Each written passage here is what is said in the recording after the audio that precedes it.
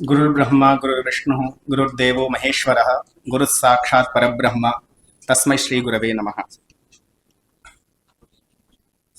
मेरा विषय है वेदों में सैन्य विज्ञान का स्वरूप। चूंकि यहाँ पर शब्द तत्व से गांधर्ववेद की अनुभूति हो रही है और आयुर्वेद विषय में है ही, भुवन कोशम शिल्प शास्त्र में, तो मुझे लगा यजुर्वेद का एक उपवेद धनुर्वेद में भी कुछ मैं प्रस्तुत कर पाऊँ। इस विषय को लेकर के मैं बोलने की कोशिश करूंगा और यहाँ पर मंच पे एवं उपमंच पे विराजमान सभी गुरुजनों को सादर प्रणाम करते हुए मैं अपना विषय प्रस्तुत करूंगा।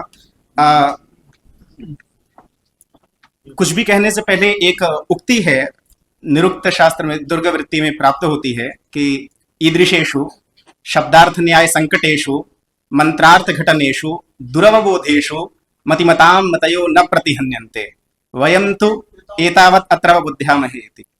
यह उक्ति निरुक्त में आचार्य दुर्ग ने लिखी है, परंतु सर्वप्रथम मैंने आदरणीय मिश्र गुरु जी से सुनी थी।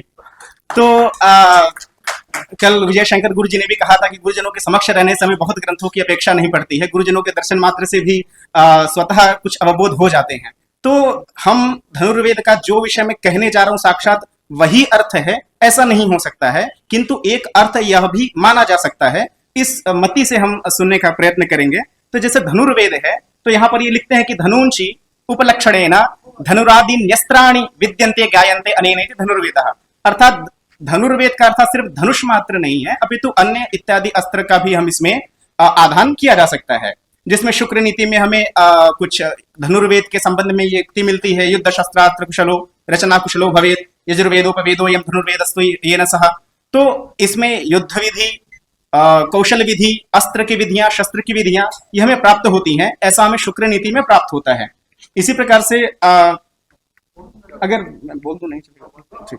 तो इसी में धनुर्वेद के प्रयोजन में ये कहते हैं कि याम सहरस्याम धनुर्विद्याम भगवान सदाशिवः परशुरामाय उवाच तामेव सरहस्याम वच्मि। इसके प्रयोजन में कहते हैं, किसके लिए कह रहे हैं? कह रहे हैं ते हिताय गो ब्राह्मण साधु वेद संरक्षणाय यजुर्वेदाथर्व संहिताम संहिताम। यह धनुर्वेद रक्षा मात्र के लिए है, ऐसा वशिष्ठ कृत धनुर्वेद में प्राप्त होता है। इसी प्रकार से अनेक ग्रंथ प्राप्त होते हैं धनुर्वेद से संबंधित, जिसमें वशिष्ठ कृत धनुर्वेद संहिता, धनुष्चंद्रोदय, त्र्यंबक कृत धनुर्वेद, अंगिरा प्रणीत, ऐसे कुछ नाम प्राप्त होते हैं। सारे ग्रंथ नहीं मिलते हैं, लेकिन ये कुछ नाम अन्य अन्य ग्रंथों में हमें मिल पाते हैं।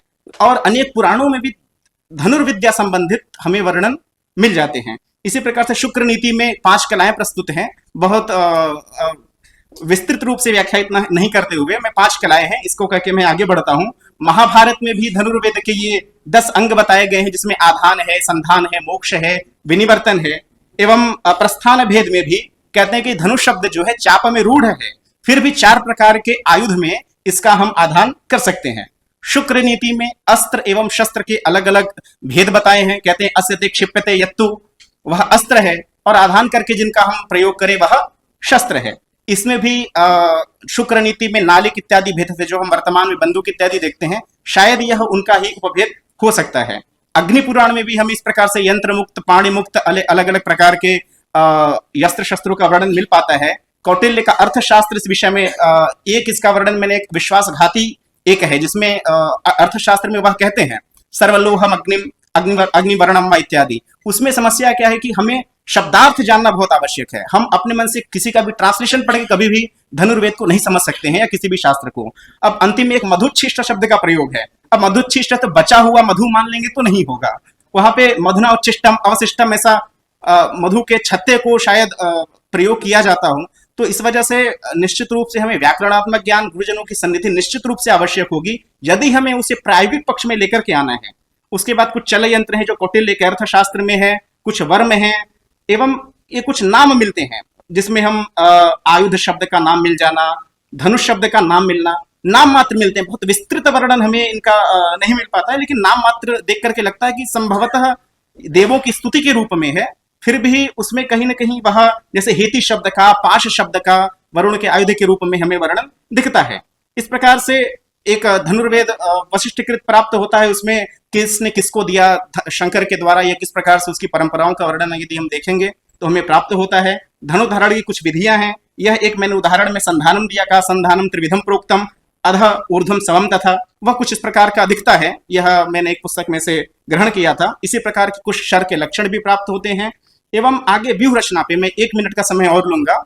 व्यूह रचना में क्या है कि व्यूह के अंग, ये हमें हलायुध कोश में कहते हैं व्यूह क्या है, तो कहते हैं समग्र सैन्यस्य विन्यास स्थान भेदतः स व्यूह इति ख्यातो युद्धेषु पृथ्वी भुजाम। ये हलायुध में प्राप्त होता है। और व्यूह के कुछ अंग भी मिलते हैं कि ये कुछ नाम है, उर कक्ष पक्ष मध्य, ये कुछ व्यूहों के नाम प्राप्त होते हैं। और ये कुछ कई सारे व्यूह हैं, शेन व्यूह, क्रौंच व्यूह, सूची व्यूह, कूर्म व्यूह, ऐसे अनेक व्यूहों का वर्णन मिलता है। वर्तमान समय में इसकी प्रासंगिकता देखेंगे तो आप ये देखिए, ये एक मिलिट्री कॉर्प्स है यूएसए की। ये लिखा है कूर्म व्यूहम प्रवक्ष्यामि सन्नद्धं सर्वतोमुखम अग्रे दृढ़ं विन्यसेत् सैन्यं पार्श्वयोश्च विशेषतः। ये मरीन कॉर्प्स ऐसा नहीं है कि बिल्कुल यही उपयोग करते हैं, ऐसा नहीं है, लेकिन कहीं ना कहीं ये आज भी रिलेवेंस हो पाता है। यदि हम इस विषय में भी थोड़ी चर्चा करें, ये मैंने, चूंकि मुझे एनिमेशन तो नहीं आता है, तो मैंने आर्टिफिशियल इंटेलिजेंस का प्रयोग करके ये चित्र बनाया इस श्लोक के आधार पे कि कूर्म व्यूहम प्रवक्ष्यामि सन्नद्धं सर्वतोमुखम, आगे एक पंक्ति के बाद मध्य नृपम स्थापित सम्यम गजाश्वर्ध समृतम। तो ये कुछ इस प्रकार का मैंने एक बनाया हुआ था। वो कहीं ना कहीं मध्य में नृप को स्थापित करना, और ये रिलेवेंस उस समय के हिसाब से है। अभी देखिए क्रौंच व्यू है, इसमें है अग्रे दो पृष्ठगाश्चन्य क्रौंच व्यूह से उच्यते। ये भी US-60 ब्लैक हॉक का एक असॉल्ट एक्सरसाइज है एयर डिफेंस सिस्टम का। वो देखिए क्रौंच व्यू के जैसा ये प्रतीत होता है, या जैसे अग्रे दो पृष्ठगान, ये किसी अन्य ग्रंथ से लेकर के प्रयोग करते हैं, लेकिन कहीं ना कहीं लगता है कि इनकी जो परिकल्पना है, या हम भी इनको कहीं दृढ़ रूप से शोध करके यदि प्रयोग में ला सकें, यदि रिलेवेंस हो तो। इसी प्रकार से क्रौंच व्यू में इस प्रकार से मैंने एक चित्र बनाने का प्रयास किया था कि क्रौंचानाम खेगत्री आदि पंक्तितः संप्रयाजते तादृक् संदेशित क्रौंचम व्यूह देशम बल में था सूक्ष्म ग्रीवम मध्य पुच्छम स्थूल पक्षम तु पंक्तितः। ये भी मैंने आर्टिफिशियल इंटेलिजेंस के माध्यम से ये चित्र बनाने का प्रयास किया था। ये कुछ एक शब्द कहना चाहूंगा कि कई सारे कोर्स भारत एवं भारत से बाहर चलते हैं। BSc इन मिलिट्री साइंस, उसके बाद war studies, defence studies, strategic studies, ऐसे कई सारे विषय चलते हैं। यूएसए में 30 से प्लस यूनिवर्सिटीज पढ़ाती हैं, यूके में 15 से ज्यादा विश्वविद्यालय हैं, भारत में भी ये 25 से ज्यादा विश्वविद्यालयों में अलग अलग नाम से ये पढ़ाया जाता है। और उनमें लगे हुए हम देखते हैं विषय, तो हम पढ़ते किसको है, पैरेट पीटर को, बेलिसिस जॉन को।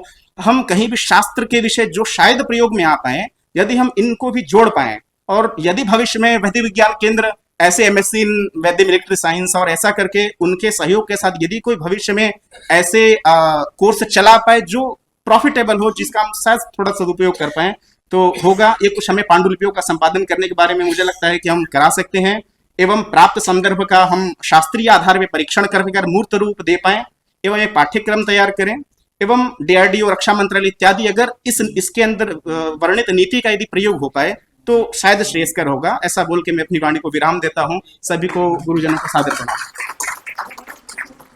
कुछ प्रश्न जी। NDA का जो कोर्स बना है जी जी गुरु, उसमें वो चीजों को समझ। अच्छा अच्छा जी, अच्छा जी, धन्यवाद गुरु।